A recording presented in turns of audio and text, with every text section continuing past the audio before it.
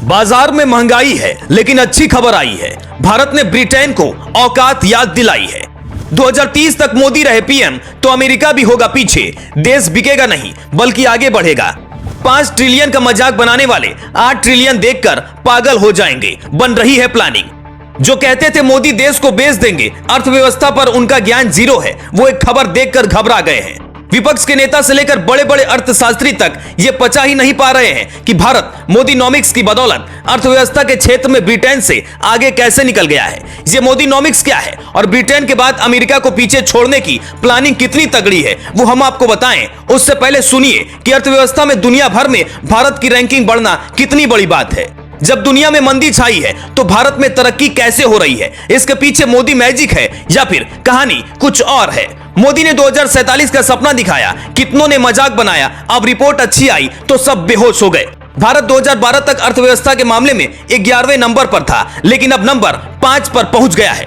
भारत से आगे अमेरिका, चीन, जापान और जर्मनी है। भारत की यह तरक्की कैसे हुई, किसका रोल ज्यादा है? विपक्षी नेता तो ये तक कहने लगे कि पीएम मोदी 15 लाख के जुमले की तरह ही 5 ट्रिलियन डॉलर का सपना दिखा रहे हैं, लेकिन मोदीनॉमिक्स ने खेल बदल दिया। मोदीनॉमिक्स का जिक्र 2019 के लोकसभा चुनाव के बाद से खूब हुआ, जिसमें गांव के छोटे दुकानदार से लेकर छोटे कारोबारियों तक का ख्याल रखा गया। आपने भी शायद लोन लेकर दुकान खोली होगी।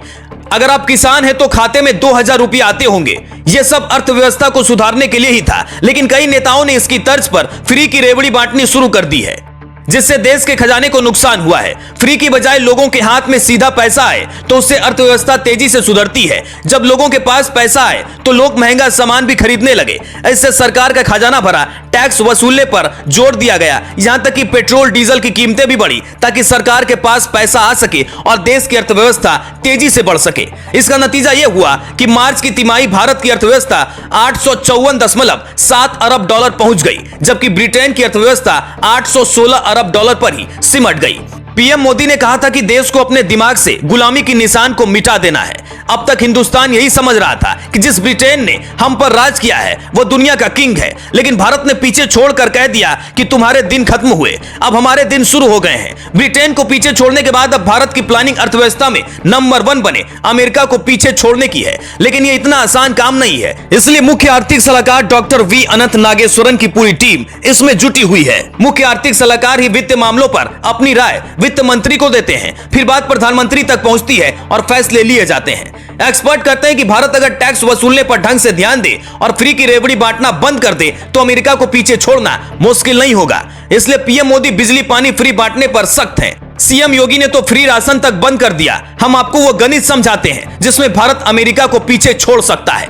हिंदुस्तान की आबादी 130 करोड़ है, जबकि अमेरिका की आबादी सिर्फ 33 करोड़ है। वह निवेश, रोजगार और प्रति व्यक्ति आय भारत की तुलना में कई गुना ज्यादा है। ये 3 ऐसी चीजें हैं जिस पर मोदी सरकार काम करने वाली है, प्लानिंग बन रही है।